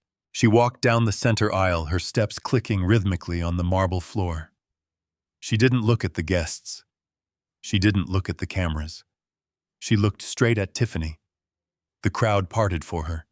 They recognized the authority in her stride. This was not a paid actor. This was a surgeon. Dr. Russo walked up to the podium. She stood next to me, placing a protective hand on the back of my wheelchair. She looked at Preston, who was shrinking back into the curtains, trying to disappear. Then she looked at the audience. "I am Dr. Elena Russo," she said, her voice clear and projecting without a microphone. "I am the chief of transplant surgery at Chicago General. I performed the nephrectomy on Mr. Sterling and the transplant on his son 3 days ago." She reached into her pocket and pulled out a folded document. She held it up. "When Mr. Sterling was admitted for surgery, we ran a standard blood panel. But because of his age and the urgency, we didn't get the full toxicology results until after the operation. When they came back, they were alarming. I have never seen arsenic levels this high in a living patient." She turned to Tiffany. "Arsenic from construction materials leaves a specific chemical signature," she explained coldly, cutting through Tiffany's lies like a scalpel. "It binds to the bone. It stays in the system for years. The arsenic in Mr. Sterling's blood is different. It is acute. It is fresh. And it is chemically identical to the arsenic found in commercial rat poison." The room gasped. A collective intake of breath that sucked the air out of the hall. Furthermore, Dr. Russo continued relentless. "We tested the residue in a thermos found in Mr. Sterling's hospital belongings. A thermos brought from home. It tested positive for the same substance. This was not environmental exposure. This was ingestion. Deliberate, repeated ingestion." She turned to face the crowd. "Mr. Sterling is not senile," she declared. "He is not paranoid. He is the victim of attempted homicide. And as a medical professional, I am witnessing that his mental faculties are perfectly intact. He knows exactly what he is saying. And he knows exactly who did it." Tiffany let out a sound that was half scream, half sob. She lunged forward, grabbing the edge of the table where the transfer papers lay. "You are lying," she shrieked. "You are sleeping with him. That is it, isn't it? You are trying to get his money. You are all in on it." She grabbed the binder and threw it at me. The papers flew everywhere, scattering across the floor like confetti. "He is crazy," she yelled, her eyes wild, scanning the room for an ally but finding none. "Preston, say something. Tell them. Tell them your father is insane." But Preston didn't speak. He couldn't. He was staring at the screen, at the red line that traced the history of his betrayal. He knew that the poison was just the beginning. He knew what was coming next. I watched Tiffany unravel. I watched the composure she had worn like armor for years crumble into dust. She wasn't the sophisticated socialite anymore. She was a cornered animal snapping and snarling at the bars of her cage. I calmly picked up the microphone again. "You can scream all you want, Tiffany," I said, "but science doesn't lie, and neither does the law." I looked at the police officers who had quietly entered the back of the room, signaled by Henderson. They were waiting for the show to finish, but they were ready. "But wait," I said, raising a hand to stop the officers. "Do not arrest her yet, because the arsenic is only the first chapter of this story." I turned to Preston. "You see, my son looks surprised," I said, my voice dropping to a whisper that carried to the back of the room. "He looks shocked that his wife would do this. But he shouldn't be, because he knows something about deception. He knows something about pretending to be something you are not." I clicked the remote. The graph of the poison disappeared. The screen went black for a second, and then a new image appeared. This one wasn't a graph. It was a genetic profile. 2 columns of DNA markers side by side, one labeled Wallace Sterling, one labeled Preston Sterling, and in between them a single word in bold red letters: mismatch. I heard Preston whimper. It was a pathetic sound, the sound of a man watching his entire identity evaporate. I looked at him. "You wanted my legacy, Preston," I said. "You wanted my name. You wanted my blood. Well, you got my kidney, but that is the only thing we share." I leaned forward in the chair, my eyes locking onto his. "Let's talk about biology, son. Let's talk about why you were really afraid of the trust fund." Preston scrambled toward the podium, his face twisted in a mask of pure desperation. He wasn't trying to hug me anymore, he was trying to silence me. "Turn it off!" he screamed, lunging for the projector cart, his hands clawing at the air. He wanted to pull the plug on the truth, but he forgot that I anticipate structural failures. He barely made it 3 steps before a wall of muscle intercepted him. 2 men in dark suits stepped out from behind the velvet curtains. They weren't the hospital rent-a-cops he had bribed with lunch money.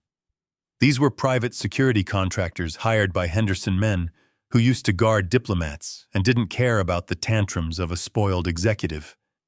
They caught Preston by the arms, halting his momentum with humiliating ease. He thrashed against them, his expensive suit jacket bunching up around his shoulders, making him look like a child caught in a tantrum. "Let me go," he yelled, spitting the words out. "This is a farce. My father is mentally unstable. He is fabricating evidence. Turn that screen off right now." I didn't move. I didn't flinch. I just pressed the button on the remote one last time. The graph of the poison vanished. The screen went black for a heartbeat, a dramatic pause that held the entire room in a suffocating grip. And then the final slide appeared. It was simple, stark, brutal in its clarity. It was a side-by-side comparison of 2 genetic profiles. On the left was Wallace Sterling. On the right was Preston Sterling. And at the bottom, in bold, unmistakable font, was the conclusion: probability of paternity 0.00%. The gasp that went through the room wasn't just shock, it was the sound of a dynasty crumbling. I saw the chairman of the board drop his jaw.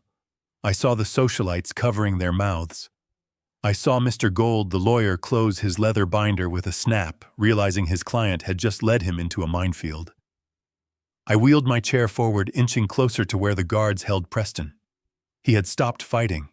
He was staring at the screen, his eyes wide and vacant. The fight had drained out of him, replaced by the hollow look of a man who has been stripped naked in front of the world. "You aren't my son."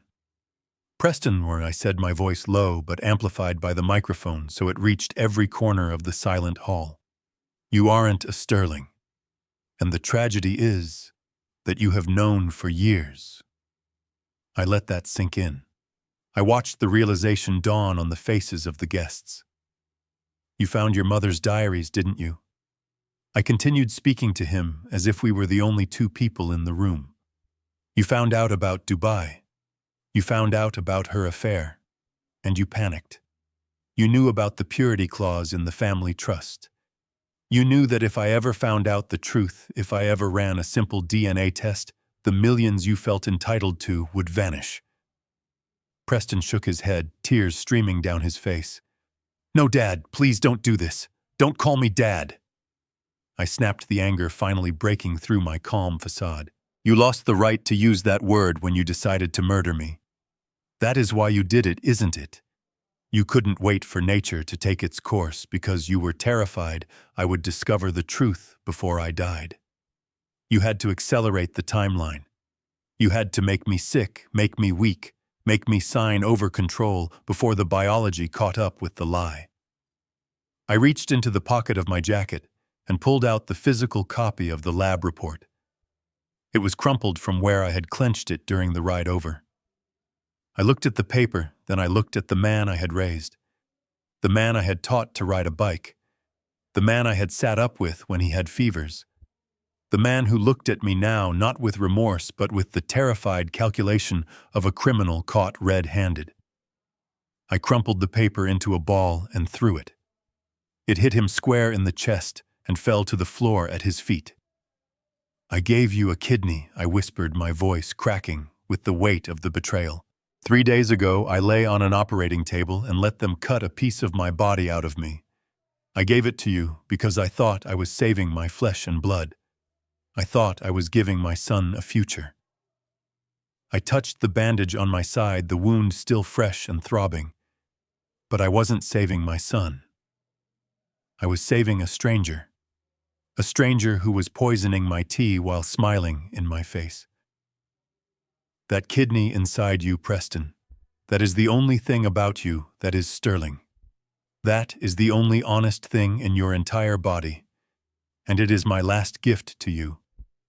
Consider it a parting severance package." The room was so quiet you could hear the hum of the projector fan. Tiffany was sobbing in the corner, a heap of silver sequins and ruined mascara, but nobody was looking at her. All eyes were on me. Now I said, my voice hardening into steel, "I want my life back. I want my company back. I want my house back.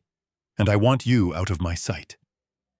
I looked toward the back of the room and nodded to Henderson. Henderson signaled the officers. The double doors swung open with a heavy thud. 4 uniformed police officers marched in their presence, jarring amidst the crystal and champagne. They didn't need to ask who the suspects were. The scene had been set perfectly. Preston, Sterling, Tiffany. Sterling, one of the officers, announced, his voice booming. "You are under arrest for the attempted murder of Wallace Sterling, grand larceny and fraud." The guards released Preston, shoving him toward the police. He didn't run. He couldn't. He slumped forward, his legs giving out as the officer grabbed his wrists and pulled them behind his back. The click of the handcuffs was the most satisfying sound I had ever heard. It was the sound of a contract being closed. Tiffany screamed as a female officer pulled her up from the floor. "My hands," she shrieked, worrying about her manicure while facing a prison sentence. "Do not touch me. Do you know who I am?" I watched them being led away. As Preston passed my wheelchair, he looked at me one last time. His eyes were empty. He opened his mouth to speak, maybe to beg, maybe to curse me, but no words came out. He was just a ghost now, a bad memory that was being evicted from the premises. I turned back to the crowd. The board members looked terrified, wondering if they were next. Mr. Gold was already on his phone, likely trying to distance himself from the disaster. I picked up the microphone one last time. I apologize for spoiling the party, I said, my voice weary but strong. There will be no retirement today. In fact, I think I will be coming into the office on Monday. It seems we have some restructuring to do. I looked at Dr. Russo, who was smiling at me through tears. I looked at Henderson, who gave me a thumbs up. The demolition was complete. The rubble was being cleared, and Wallace Sterling was still standing. The sound of the judge's gavel hitting the mahogany block was the only thing louder than the silence in the courtroom. It was a sharp final sound that echoed off the high ceilings and settled into the marrow of my bones. I sat in the back row, not in a wheelchair, but on a hard wooden bench, upright and steady. I watched the backs of two heads. One had hair that was thinning and unkempt, stripped of the expensive styling products he used to obsess over. The other had dark roots showing through the blonde dye, a stark reminder that in county jail there are no personal stylists. Preston and Tiffany stood before the bench in orange jumpsuits that hung loosely on their frames. They looked small. Without their lies, without my money, without the arrogance that had fueled them, they were just two small, scared people facing the consequences of their greed. The judge, a stern woman with glasses perched on the end of her nose, read the sentencing. Preston Sterling, for the counts of attempted murder in the first degree, grand larceny, and identity fraud, you are sentenced to 15 years in a state penitentiary without the possibility of parole for the first 10. Preston's knees buckled. He didn't scream this time. He just slumped forward, his head dropping to his chest, as if his neck could no longer support the weight of his reality. The judge turned to Tiffany. Tiffany Sterling, for conspiracy to commit murder and elder abuse, you are sentenced to 12 years. I watched her shoulders shake. I knew she was crying, but for the first time in my life I felt absolutely nothing. No pity, no anger, just a quiet, clinical observation, like watching a building being demolished after the safety perimeter has been cleared. I didn't stay to watch the bailiffs lead them away in handcuffs. I didn't need to see them looking back at me with pleading eyes. I had already said my goodbyes. I stood up, buttoned my jacket, and walked out of the heavy double doors into the bright Chicago sunlight. Henderson was waiting for me on the steps. He handed me a cup of black coffee and a single file folder. It was thin. It contained the final closing documents for the sale of Sterling Construction and the deed transfer for the Lakeshore Drive estate. I signed them right there on the courthouse steps. I sold the company to a conglomerate that promised to keep the pension fund for my workers intact. I sold the mansion to a young tech billionaire who wanted to gut it and start over. Good luck to him. The ghosts in that house were not part of the sale. I took the check, the proceeds from a lifetime of labor, and I didn't put it in a trust fund. I didn't hoard it. I walked down the street to the bank and wired 80% of it to the newly formed Sterling Kidney Foundation, a fund dedicated to paying for anti-rejection medication for transplant patients who couldn't afford it. The rest I put in a travel account. That was 6 months ago. Today the air doesn't smell like antiseptic or old books. It smells like salt and freedom. The wind is whipping through my hair, carrying the spray of the Pacific Ocean. I am standing on the observation deck of a cruise ship somewhere between Hawaii and Fiji. The railings are polished teak, and the horizon is a seamless line where the blue of the water meets the blue of the sky. It is vast and empty and beautiful. I lean against the rail, and instinctively my hand goes to my side. I rub the spot through my linen shirt. The scar is there, a raised ridge of tissue about 4 inches long. For months it burned. It pulled tight every time I twisted. It was a constant reminder of what was taken from me. But today, as I press my fingers against it, there is no pain. The inflammation is gone. The nerves have healed. It is just a mark now, a souvenir. I look out at the wake of the ship, the churning white water trailing behind us. It reminds me of the chaos I left behind. I think about Preston sitting in a cell staring at a concrete wall. I think about the son I thought I had. For a long time I mourned him. I mourned the little boy I taught to catch a baseball, I mourned the young man I sent to college, but I realized something out here on the open water. That boy never really existed. He was a projection of my own hopes. The real Preston was a stranger who happened to share my roof. And the surgery I went through wasn't just to remove a kidney. It was a radical excision of a tumor that had been growing in my life for 30 years. I didn't lose a son. I lost a parasite. A waiter walks by carrying a tray of drinks. He is young, about the same age Preston was when he started working at the company. "Excuse me, sir, can I get you anything?" he asks with a genuine smile. Not a smile that wants my money. Not a smile that is hiding poison. Just a smile. "No thank you, son," I say. "I have everything I need." He nods and walks away whistling a tune. I turn back to the ocean. The sun is beginning to set, painting the sky in strokes of purple and gold. It is the kind of sunset I used to ignore because I was too busy looking at blueprints. I take a deep breath, filling my lungs with the clean air. My heart beats strong and steady. The toxic metals are gone from my blood. The toxic people are gone from my life. I am 70 years old. I have one kidney. I have no home address. And I have never been richer. I look at the scar one last time. It is a map of where I have been. It is proof that I survived the demolition. They tried to tear me down, foundation and all. They tried to declare me condemned. But they forgot that I am the one who built the structure. I know how to reinforce the steel. I know how to pour the concrete. I tap the railing 3 times, a habit from my days on the job site when we finished a project. "Job done, Wallace," I whisper to myself. Job done. I turn away from the rail and walk toward the dining room where a table for one is waiting. But I am not alone. I am with the only person who never gave up on me. I am with myself. And for the first time in a long time, I like the company. Blood does not make a family. Respect makes a family. Loyalty makes a family. Love that doesn't ask for a signature on a check makes a family. I learned that lesson in a hospital bed with a needle in my arm. I paid a high price for it. I paid with an organ and a fortune.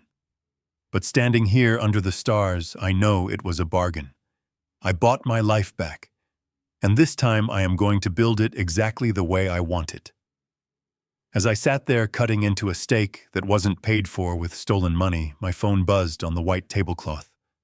It was a satellite notification from the director of the Sterling Kidney Foundation back in Chicago. She had sent me a video file with the subject line, "The first one." I clicked play. The screen showed a young girl, maybe 19, sitting in a hospital bed. She looked frail, tubes in her nose, but her smile was blinding. She held up a sign that said, "Thank you, Mr. Sterling." "Hi, Wallace," she said, her voice raspy but full of life. "My name is Maya. I'm an architecture student at Illinois Tech. For 3 years, I've been on dialysis. I thought I'd never get to finish my degree. I thought I'd never get to build anything. But because of your fund, I got my transplant yesterday. You didn't just give me a kidney, you gave me a future. I promise I'll build something beautiful with it." I froze. The steak knife trembled in my hand. I looked at that girl, a stranger who shared my passion for building, a stranger who valued the gift of life more than the son who shared my DNA ever did. Preston had taken my kidney as if it were an owed debt, a transaction. Maya received help as a miracle. In that moment, the final brick of my new life clicked into place. I realized I hadn't just lost a family. I had traded a rotten one for a limitless one. Every person that foundation helped was my child now. Every life saved was part of my legacy. I wasn't just a retired contractor on a boat. I was still building. I was building hope. I wiped a tear from my cheek, not a tear of sadness, but of pure, unadulterated pride. I typed a reply to the director. Approve the funding for her tuition too. Let's make sure she builds those skyscrapers. I put the phone down and took a sip of wine. It tasted like victory. This story is a reminder to every single one of you watching. We often hold on to toxic relationships because of history, because of time, because of the word family. We let people drain us dry emotionally and financially because we are afraid to be alone. We are afraid to cut the cord. But you have to realize that keeping a poisonous person in your life just because they are blood is like drinking arsenic just because it was served in a family heirloom cup. It will still kill you. True strength is knowing when to walk away. True dignity is realizing that you are worth more than what you can give to others. Do not set yourself on fire to keep someone else warm, especially if they are the ones holding the matches. You have the power to rewrite your will, your life, and your future. Don't wait until you are in a hospital bed to use it. If this story gave you the courage to look at your own relationships with open eyes, let me know in the comments below. I want to know where you are watching from, and if you have ever had to make a tough choice to save your own peace. Please hit that like button and subscribe to the channel so we can keep sharing stories that matter. Share this video with someone who needs to hear it. You might just save a life. Until next time, take care of yourselves, and remember you are the architect of your own happiness.